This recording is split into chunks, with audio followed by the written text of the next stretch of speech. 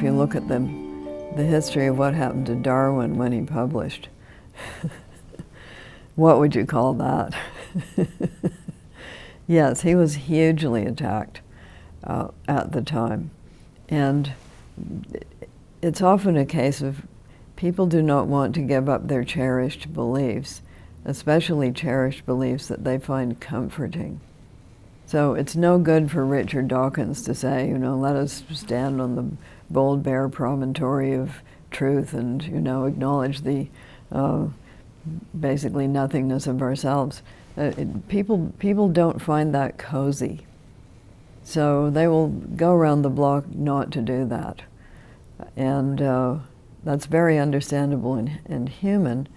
And religious thinking, you know, the idea that there's somebody bigger than you out there who might be helpful to you if certain rules are observed, that goes back so far. It's probably, we probably have an epigene or something, or a cluster of epigenes for that.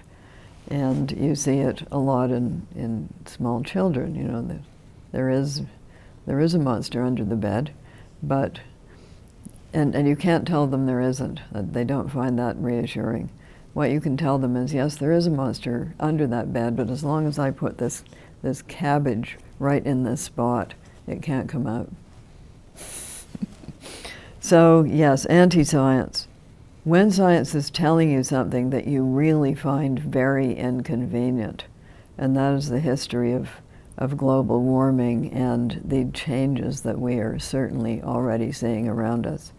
First of all, it was denial. It cannot be happening. Now there's grudging admission as things flood and droughts kick in and food supplies drop and the sea level rises and the glaciers melt big time. I have seen that, been there. You can't deny that it's happening, but you then have to pretend that it's nothing to do with us. So therefore nothing, so we don't have to change our behavior. That's the thinking around that. And that can get very entrenched until people see that by trying to solve the problem, jobs can be created and money can be made. And that will be the real tipping point in public consciousness in this country. Other countries are already there. Norway, which is an oil state, is a huge green country because they know that the fossil fuel thing is going to run out. So they are already preparing for that. And if we were at all forward looking, more of us would be doing that, although Elon Musk is wave of the future. He's got the all-electric car, he's got the rapid recharger for it, and he's got the Powerwall, which is a home battery storage unit that you can recharge through solar and then run your appliances off it when it's dark.